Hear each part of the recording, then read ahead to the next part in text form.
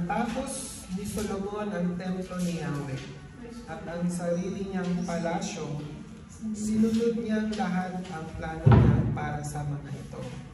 Isang gabi, nagpakita sa kanya si Yahweh at sinabi sa kanya, "Narinig ko ang iyong panalangin at tinatanggap ko ang lugar na ito upang dito ninyo ako handugan.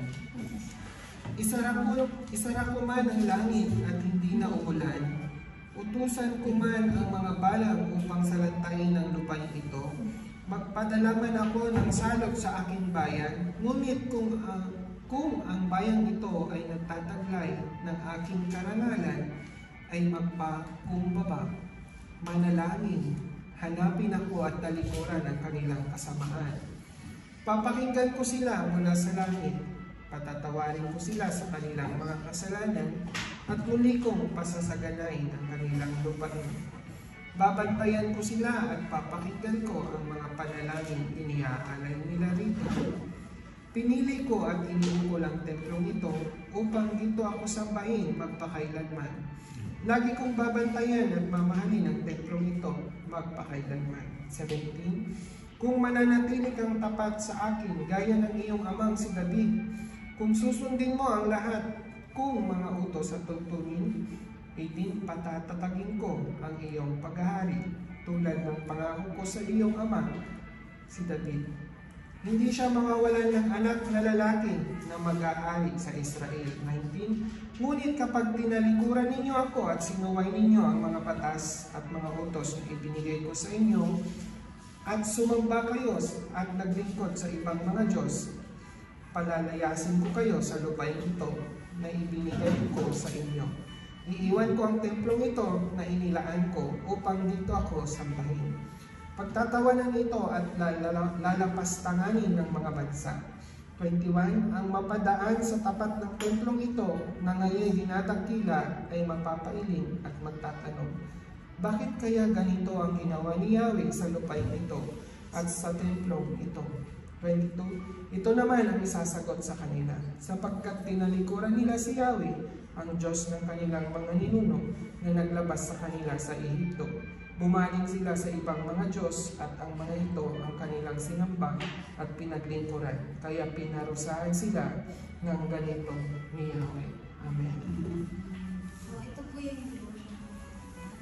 Ang title po dito is, The Lord is faithful to those who faithful. Maganda po ito sa English. Sabi mo po sa verse 14, I have heard your prayers and have chosen this place for myself as a temple for sacrifices. May command and promise po siya doon. Sabi niya po, if my people who are called by my name, sino po ba mga tinawag dito? Amen. Lalo po pala. Will humble themselves and pray and seek my face and turn from their wicked ways, then I will hear from heaven and I will forgive their sin and will heal their land. Now my eyes will be open and my ears attentive to those prayers offered in this place. And I have chosen and consecrated this temple so that my name may be there forever. And my eyes and my heart will be always there. Kung tayo lang po ang nagrema po sa akin, kung tayo lang po patuloy na dumedepende sa Lord, in every ways, in all ways. And syempre po, sa pagsunod sa Panginoon, may bibitawan at may tatalikuran. Amen.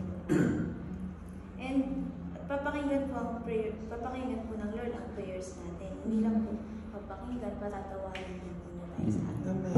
Amen. Kung tayo po ay nagtatapat. Sa buti po ng Panginoon, hindi lang po sa atin ang blessing. Kundi sa pamilya din po natin, sa mga tao na paligid po sa atin. Kaya bago po ang iba, tayo po muna. Magpabago po tayo sa Panginoon. Sarili muna natin ang ayusin at pagawin. Pero syempre po, sa tulong ng Panginoon. Kasi hindi naman po ang karakter natin ang pinoportray natin dito, kundi ang karakter ng Panginoon. Diba po? At syempre po, para maniwala na rin po yung mga pamilya natin pag share natin ang Word of God. Sabihin natin sa pamilya pa lang po. Diba po? Kung tayo po yung mismo walang pagbabago. Tsaka package yun na rin po yung lahat na po nandun yung restoration, yung healing, yung deliverance, provision. Nandun na po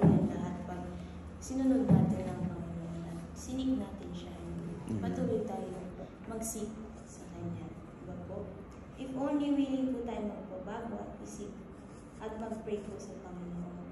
Kaso minsan po, kahit time nakukuha sa atin eh. Kahit time na lang, hindi pa natin mabigay minsan. But by God's mercy, hanggat di pa po huli ang lahat, sikapin po natin. Na di ba rin mabagal, di ba po sabi, di ba rin mabagal pa sa totohanan, basta umuusa sa gumagawa.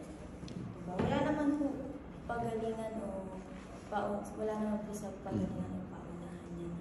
Diba po? So may warning din po ang Panginoon, sabi niya po sa 2 Chronicles 7 verse 19. Ngunit, ngunit kapag tinalikuran niyo ako at sinuway niyo ang mga batas at mga utos na ibinigay ko sa inyo at sumamba kayo at nalingkod sa mga ibang Diyos, palalayasan ko kayo sa lupain ito at binigay ko sa inyo.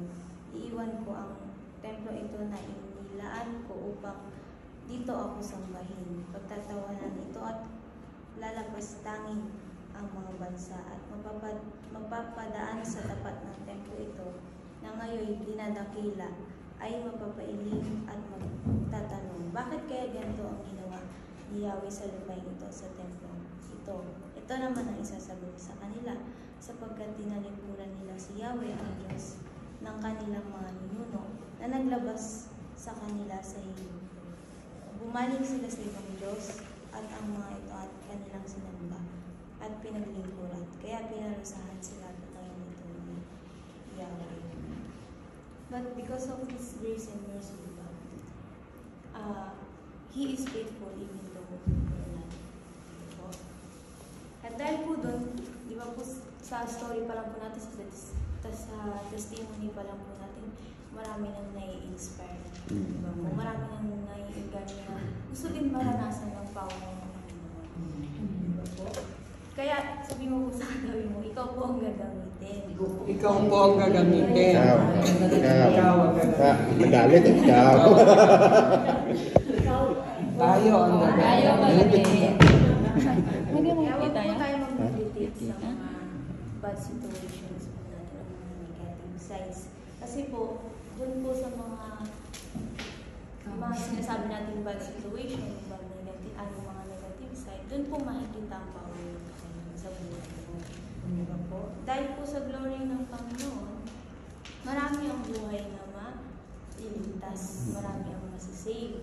Testimony mo pa lang po, marami nang ma-i-inspire, diba po, ma-encourage. Kaya patuloy lang po natin pagsikapan.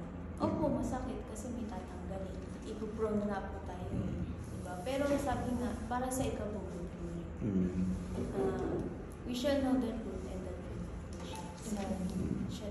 shall set us free. So, yun lang po yung nalalaman ko sa akin. Kung gusto niyo po mag-thank you lang. Pagkat. Amen. Praise the Lord.